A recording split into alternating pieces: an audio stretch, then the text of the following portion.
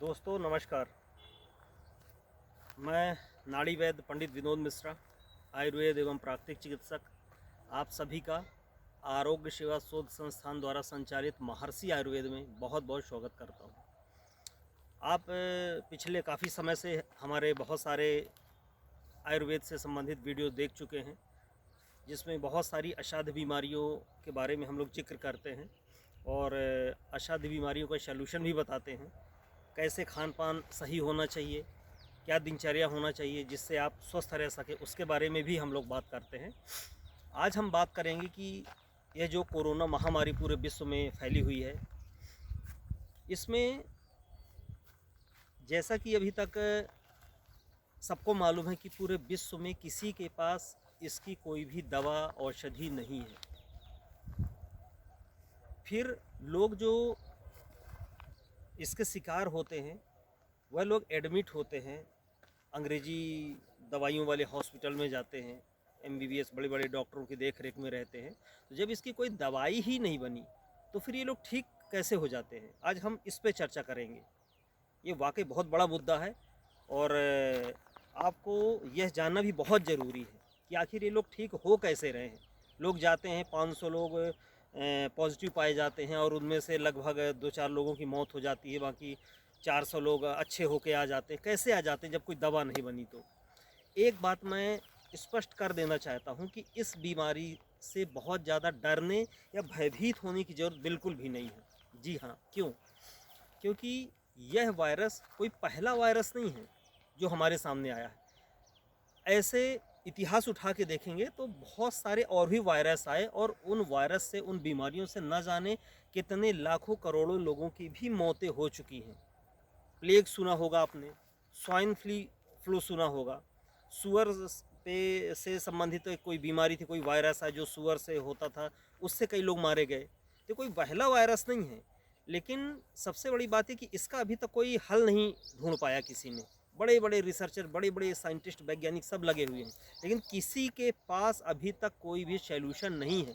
सिर्फ एक ही सॉल्यूशन है। आप चाहें तो कोई एमबीबीएस डॉक्टर या कोई भी हो, उनसे पूछिएगा कि सर आप लोग जब एडमिट करते हैं किसी को भी, किसी पॉजिटिव, कोरोना से पॉजिटिव व्यक्ति को, तो उसको ठीक कैसे करते हैं आप लोग? ये बहुत ही सीक्रेट बात है ये, क्योंकि दवा तो कुछ बनी नहीं है, फिर ठीक होके कैसे वापस आ जाते हैं?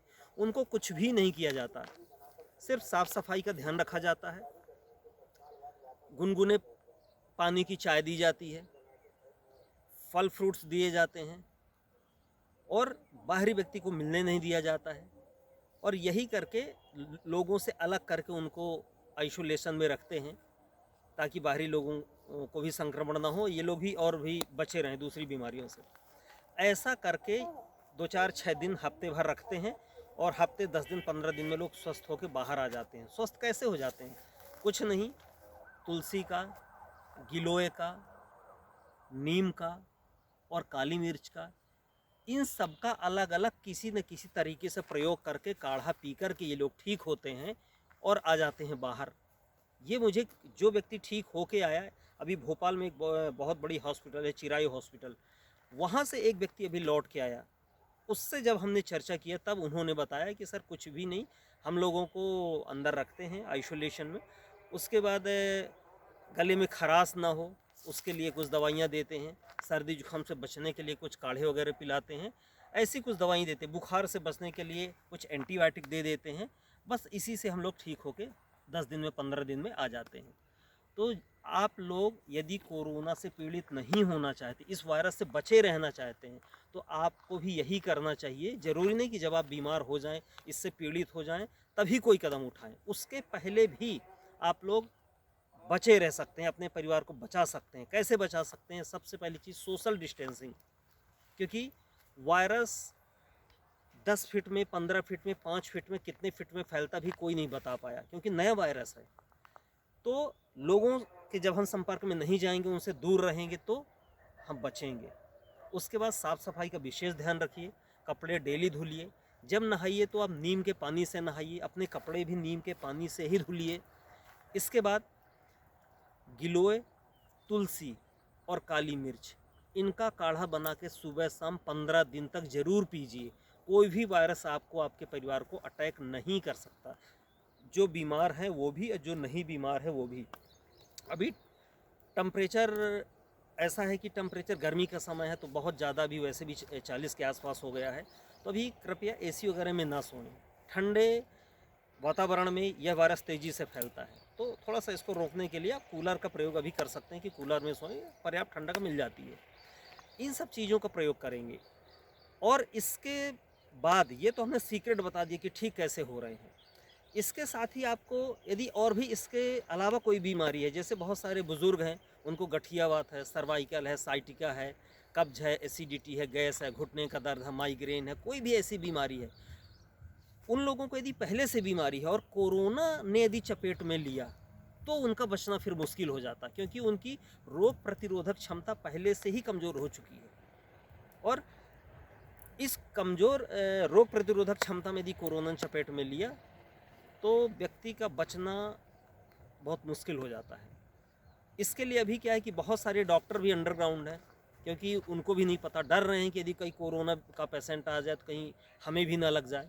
इसलिए जो बड़ी बड़ी हॉस्पिटल्स हैं वहीं पे इनके इलाज अभी संभव है। गवर्नमेंट के जो हॉस्पिटल है वहाँ भी अभी इलाज मिल रहा है।